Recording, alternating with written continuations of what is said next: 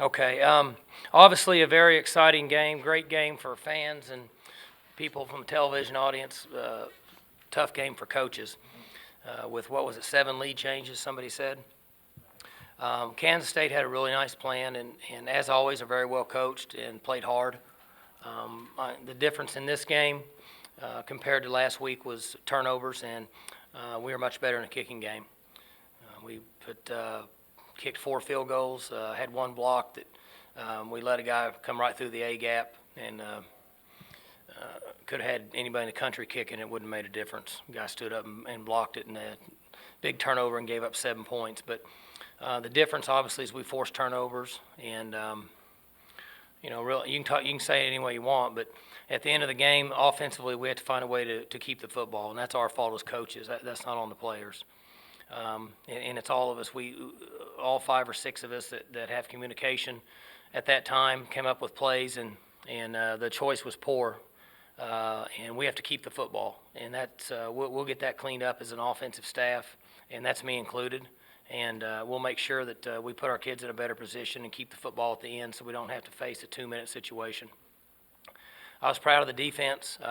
There's been a number of games here over the last 20 years that I've been involved with where teams went right down the field and scored at the end on the defense. And that was different today with these guys. These guys have continued to get better. They've worked hard. They've bought into the system. They've bought into their coaches. And they're finding a way to get things done in the end. We've got a long ways to go as a defense. We've got a long ways to go on offense, and we still got work to do in special teams. But when we get into league play, as we are for the most part in this league, you're going to see a lot of games like today, in my opinion. So it should be an exciting run from here on out. And we just look forward to another open week, and then back the next week for TCU.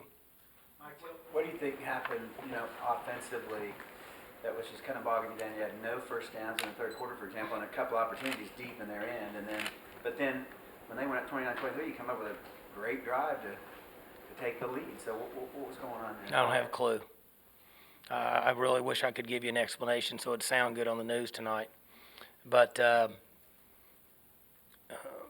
we need to become a better football team from the 7-yard line in, and that's a fact. And so, as I mentioned earlier, at the end of the game, very similar to from the 7-yard line in, the defense gave us plenty of opportunities to score touchdowns and maybe put the game out of reach versus against a team that in our opinion, and obviously I'm not speaking for them, may not be a great 2-minute offense and a great throwing team, and we didn't take advantage of that. It was almost like you flipped the switch on that drive to win it. Well, whoever flipped the switch, I wish they'd flip it earlier. I'm with you. I mean, I don't know what to say. It was very well executed, and guys made plays. We had some drops early in the game. We've got to take better care of the football when the ball's thrown in the right area. We've got to catch the dang football. So, you just have so many plays in a game that turn it. You don't know how many it's going to be, maybe 3, maybe 4, maybe 5.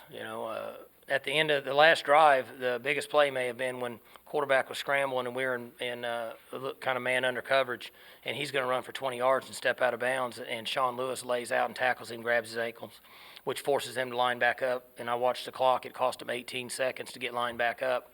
He would have run down the field 20 yards and stepped out of bounds, and the clock would have stopped. So that may have been as big a play as any on the last drive. What allowed your defense to be so opportunistic today? Was it just being in the right place at the right time? For the most part, we really played pretty good. They had the little fake run dump to the fullback coming out of the backfield for the long throw, and if you take that away, there's not really many. Our defense really played pretty good. Now, the flip side of that is if you take the toss-back pass away from them, they may feel the same way. But to answer your question, I thought we were pretty good on defense most of the day. We got crosswise a little bit on a switch route down the end zone that we need to get cleaned up.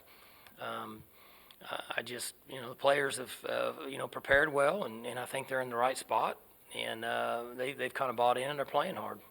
JW wasn't moving the chains for a large portion of the second half there, Mike. What kept your faith in him, and why did you keep sticking with him there? Well, there's sometimes it's quarterback, sometimes it's receiver, sometimes it's a blocking scheme, sometimes it's a play call. The one that really upset everybody was the one that was thrown at Tracy Moore's foot, but the back's pass was flat, the back hit his arm. Okay, and so everybody just assumes it was a poor throw when in the back, in fact, took the wrong path and hit his arm, and that's why he threw the ball on the ground. So it's not always that situation, and so we go into a game with a plan, and we won't come off of that unless there's something that dramatically makes us feel otherwise. Mike, you guys had a lot of trouble running again today. That seems to be a recurring theme, and I would assume you don't like that recurring theme. Jeremy Smith averaged over 5 yards a carry, and so that was much better. In the last game, he had 12 carries for 11 yards or 13 for 12. I can't remember, but it was really bad. So when we were between the 20s, our running game wasn't that bad. Some of these numbers are a little bit skewed based on being inside the 7-yard line. We're poor running the football. Now, we've got to get a lot better, John. There's no question. What you're saying is correct. So we have to continue to be balanced. And one thing that I think everybody realizes, you guys have followed Kansas State forever, the defense and the way they play is going to squeeze the run and allow pass, in our opinion. I mean, it's always been that way. If you can throw to beat them, they're going to let you throw to beat them, but they don't want you to run the football on them. So, we had to attempt 40 passes. We only attempted 25 runs. Going into the game, we guessed we would get about 65 to 70 plays based on their style of play with them snapping the ball. In the staff meeting, I told the coaches, and I said, they're going to snap the ball with 4 seconds or less every time. When we watch them on television, I can see it, and I was wrong. It's 2 seconds or less every time. So they're using the clock, and you don't get as many plays. But we certainly need to improve in the running game. But I without watching tape, I did think that the backs were downhill and were pouring it up in there, and we covered up linemen better. We were bad at West Virginia of covering up linemen. We turned too many guys loose. Backs had to make cuts in the backfield, and that's never good. You still feel like JW is making progress, that he's going in the right direction, that your passing game's going to get better as your running game gets a little better? I mean, it's got to be balanced. And the thing is, John, we've got some key drops. We had 3 or 4 drops at West Virginia at key times that were poor, and then we had some drops today where you may have a few, but we've had them at key times on big plays. And so to answer your questions, yes. We'll continue to work and get better and come up with plans and schemes that we think give us the best chance. But I'm going to say that at the end of the day, it's going to depend on turnovers and kicking game a considerable amount of time for our football team from this point on. So when this game's over, Grogan's got to feel a lot better about himself, and you guys have to feel a lot better about him. Well, there's no question. He's in a tough situation. To be a field goal kicker is pretty isolated. You're isolated, I guess I should say. And in today's cyberspace, media, and internet and chat rooms, I mean, tough gig now for a guy to miss a couple short field goals. You hear it a lot. And I told the team I thought he did a great job staying focused, practiced well, kicked the same way in practice as he did the last 3 weeks. And it's not easy. So I'm very proud of him for being a freshman and stepping up and knocking them through there. Mike, do you think your offense has regressed the last 2 weeks, or is it simply an upgrade in competition versus your first 3 games? Well, I don't think there's any question that the last 2 teams are better than the 2 teams we played before. And I think we're getting better, but the comparison you make for the offense that's been around here for 6-7 years is at some point a little unfair. I mean, it's not like you can just continue to do it forever. This team will get better, and that's our responsibility.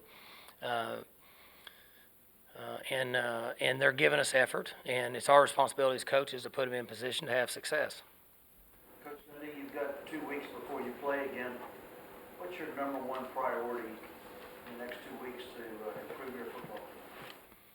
Well, we just got to continue to work at our basic fundamentals. It's all the questions that everybody's asking, you're accurate on everything you're saying.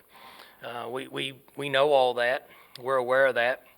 But we also We play a little different this year than we have in the last few years, you know, based on trying to find ways to win that may be different than what it has been, based on personnel experience and where we think our strengths are. So we'll continue to work in those areas. We'll recruit. You know, we had 20 players committed before the season started. Now we got 21. So we continue to work those guys. We got 3 or 4 more guys that we need to pick up, and coaches will be out recruiting, and players will.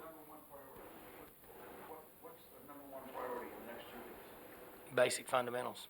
Is that what you asked me? Yeah. I shouldn't have got into the recruiting part. Just the basic fundamentals of offense, defense, special teams. Mike, as Daquan Lowe picks off the pass, he's running by you. Guys run down and congratulate him after the interception. You're always thinking about what's next, I'm sure. But as he runs by you, do you finally allow yourself to think, hey, you know, heck of a deal, ball game's over? Well, I wanted him to slide. That's what I was thinking after he took one step, was for him to slide. And since he's from down the street from where I grew up, I'll catch him later. But he cut across the field, and that one guy tried to come from behind and knock the ball away. So that's the first thing I was thinking before his second foot hit the ground. But, you know, you're happy for your team because there's a lot of work that goes in. There's, you know, 100 and, I don't know, 30-something teams that play at this level and a whole bunch of other teams. Everybody works hard. Coaches, players, a lot of hours, a lot of time. And so you want the players to benefit their hard work. And when you see a player and players make plays like that, you feel good for everybody. You decided to suspend Justin for the first half. What went into that decision? Well, Justin's behavior in that game is not representative of Oklahoma State football. And so, you know, I had a good talk with Walt Anderson on Tuesday, and they didn't have any further discipline. But the decision that we made was essentially a violation of team rules. That's not the way that we handle ourselves. That decision was made Saturday night on the way home from West Virginia. Justin knew that. And he handled it like a man. He practiced hard. His attitude was good, and he was excited to get back in the game. He made a mistake and lost his composure, and that's not the way that we teach and coach around here, and that's not ever going to happen. Players understand that. No hard feelings. He sets a half. He's on his own. Now we're back to normal. Scary to see Calvin Barnett on the ground? Scared to see anybody on the ground. That was a real collision. And, you know, as a coach, it's the one thing for both teams. You know, we talk about it as head coaches before the game. We want both teams to be safe. You know, the one thing we don't want is anybody to get hurt. There's too much time and effort that goes in it for the young men to have something taken away. You know, he's fine, but it's scary for when you see collisions like that. Can you expound just a little more on JW, just individually? Did he pass better today? Did he run better today? Did he make better decisions today than he did a week ago? Yeah, I don't think there's any question he was throwing the ball better today. And, you know, you think of well, I know he had one ball that would have been about a 60-yard touchdown if Stu catches it and falls in the end zone. And so overall, it's better. Does he need to improve? Yes. Do we need to get better running the football? Yes. But I thought he was better today than he was at West Virginia. Just my opinion. I don't know if anybody cares. Right, John? I got you. Okay, thanks, guys.